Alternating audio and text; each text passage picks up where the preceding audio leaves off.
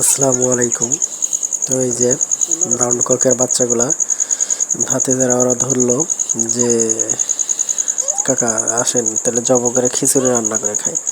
তো ওদের আবদার এই যে বের করে নিয়ে আসলাম খাওয়ার জন্য আর কি। জবাই করবে কিছুক্ষণ পরে, একটা অলরেডি জবাই করতেছে, যা ও আর একটা নিয়ে গেল জবাই করবে। তো ব্রাউন ককগুলো পালার জন্য ইচ্ছা ছিল, এক হলো ৭৫ টাকা কেজি ফিট, আর দ্বিতীয়ত কারণ এটা হলো রোস্টের মুরগি। ব্রাউন ককের এটা যে দিছে আমার, এটা হলো রোস্টের মুরগি, বুঝতে পারলাম। তো এটা আর হবে না, বড় হবে না বা হবে না। এই আধা কেজি বা ৭০০ গ্রাম বড় জোর হইলে আপনি যতদিনই পালেন বড় জোর ৭০০ গ্রাম হবে। তো আমার এমনি লসেরই করে কাজ নেই। তো এই যে ভাতিজা সেলাইতেছে, মুরগি কাটতেছে, রান্না করব মুরগি আর খিচুড়ি রান্না করার জন্য প্রস্তুতি নিচ্ছি আমরা সবাই। তো এই যে রোস্টের জন্য ভালোই হয়েছে, দেখলাম যে মানে রোস্টের উপযোগী।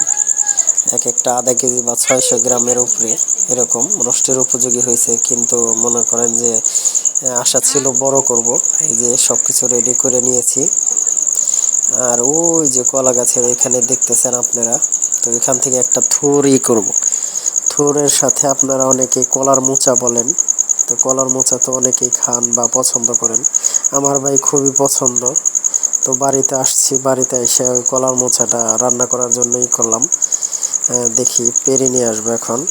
পেরে নিয়ে এসে কারা কারা খাইছেন, এরকম কলার মোচা খাইতে পছন্দ করেন, তারা একবার আমাকে সাড়া দিবেন। তো দেখি এই যে এইগুলা ছোলাইতেছে, ছুলে ভিতরের আঁশটা ফুলটা সুন্দরভাবে কুচি কুচি করে কাইটা করলে রান্না করলে অসাধারণ ভাই। তো এগুলো হলো বিচি কলারটা ভালো, তো অন্য অন্য কলারগুলা একদমই ভালো না। আমি অন্য অন্য কলারগুলো একবার খাইতে চাইছিলাম, মানে বিচি কলারটা না থাকায়। তো অন্য কলারটা খাইছিলাম ভাই, তিতার জন্য মুখে দেওয়া যায় না। কিন্তু বিচি কলারটা আল্লাহর কি নিয়ামত, একই জিনিস, একটা খাওয়া যায় আর একটা খাওয়া যায় না। দেখেন, তো গাছ থেকে মরিচ ছিঁড়ে নিয়ে আসলাম।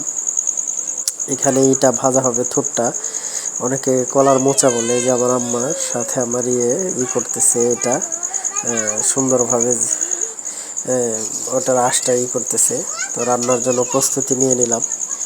তো রান্না হচ্ছে, প্রথমে পেঁয়াজটা, মানে এটা মাংসের জন্য পেঁয়াজটা ভালোভাবে বাদামিভাবে একটু ভেজে নিতে হবে। ভেজে নেওয়ার পরে মাংসটা দিয়ে ওই পেঁয়াজের মধ্যেই দেয়।